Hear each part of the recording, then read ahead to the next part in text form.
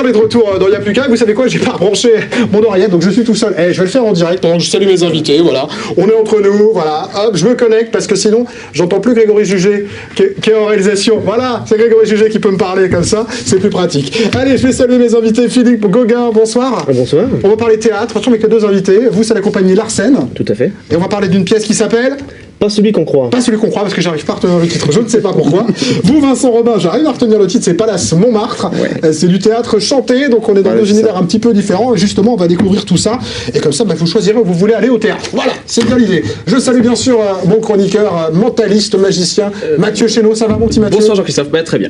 Une nouvelle expérience ce soir? Voilà. Pas de chapeau?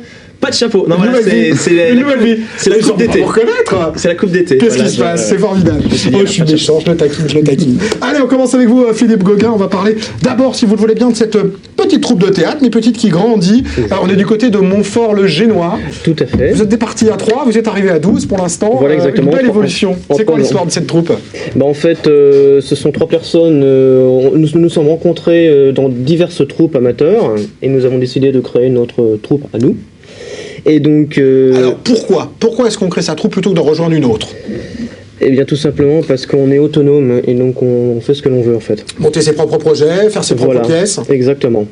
Bon, et puis en localité, c'est-à-dire qu'il n'y avait peut-être pas de troupe sur le secteur, si, il y en avait déjà du monde? Non, il n'y en avait pas non plus, donc ça nous a bien aidé.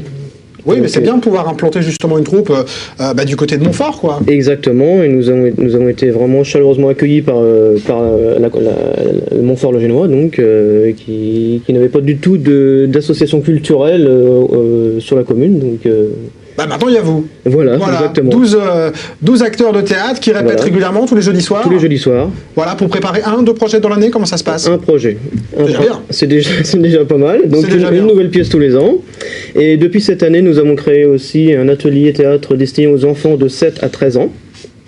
Et donc c'est un atelier d'éveil au théâtre et également une préparation d'un petit spectacle aussi, donc eux aussi vont monter sur scène. Mais ça c'est bien, c'est normal si on fait du spectacle vivant, il y a la scène au bout, on est d'accord? Exactement. Oui, bien d'accord. C'est ce qu'il faut, il faut y aller, de toute façon il faut se lancer, quand on fait du théâtre, même si on débute, il faut aller devant le public parce qu'évidemment c'est quand même l'essence même de ce qu'on fait, enfin c'est mon avis mais je pense que vous le partagez.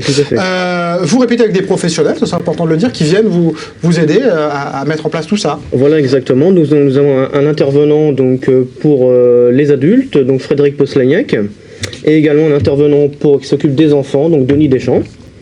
Et donc voilà quoi, nous avons également eu l'aide du conseil général pour l'achat de jeux de lumière. Donc ça nous a bien aidé. Alors on va parler de cette pièce justement, pas celui qu'on croit. Ça y est, j'ai retenu le titre. Voilà. C'est bon. C'est une pièce. Alors ça c'est une pièce. Voilà, c'est un auteur qui est pas très connu. C'est un choix volontaire. C'est pas un choix volontaire. En fait, disons que ça a été très difficile de trouver une pièce pour 12 comédiens. Donc on a un petit peu ramé. C'est un peu le choix à l'envers. C'est-à-dire qu'on prend le comédien, on voit quelle pièce on peut jouer. On n'a pas trop eu le choix en fait. Mais là vous nous proposez quoi dans cette pièce? On va se marrer en tout cas. Ah ça c'est sûr, vous allez vous marrer. Il n'y a pas de problème. Donc en fait c'est une comédie policière. Donc ça se passe donc dans la demeure d'un auteur de théâtre justement, ou un petit peu oublié et un tantinet alcoolique. Écoute, tant qu'à faire. Et donc qui vit avec sa fille, et sa fille décide d'organiser une soirée mondaine et invite des gens en vue. Et au milieu de cette soirée, 2 flics débarquent. Parce qu'il ne faut pas que ça se passe bien. Sinon non, voilà. Forcément. Et donc, de surcroît, ces flics sont totalement incompétents et farfelus. Et ils sont en Batman. Oui, il y en a un qui est en Batman, exactement. Voilà, je le salue parce que c'est François, c'est un de mes meilleurs amis, donc je lui fais un petit coucou. Mais il porte très bien le costume de Batman, il a fallu que j'attende 20 ans que je le connais pour le voir en Batman, donc voilà, je lui fais un petit bisou par la caméra. On va se marrer presque 2 heures, quand même 4 actes, donc une pièce quand même. Oui, assez conséquente quand même. Temps, hein. Oui. Tout à fait. Disons que les 2 premiers actes sont centrés plutôt sur l'aspect comique.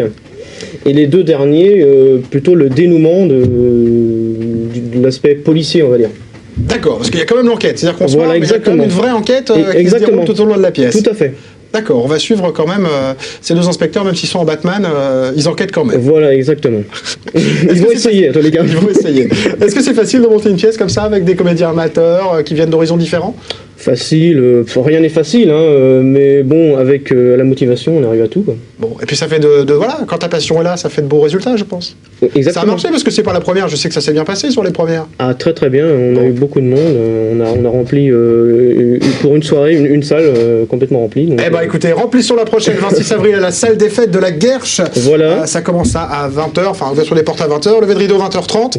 Voilà. Vous contactez sur l'information qu'on a mis, on a mis le site internet pour que les gens puissent réserver. Voilà, exactement. Sinon, ils peuvent téléphoner au 06 77 80 83 pour réserver. Voilà, exactement. Ils peuvent aussi nous découvrir aussi sur notre page Facebook. Donc, ils tapent Larsen et voilà, donc ils nous trouvent.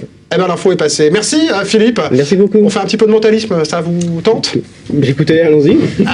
Si vous dites non, j'ai pas le choix. Il n'a pas envie, ça fera plaisir à Mathieu.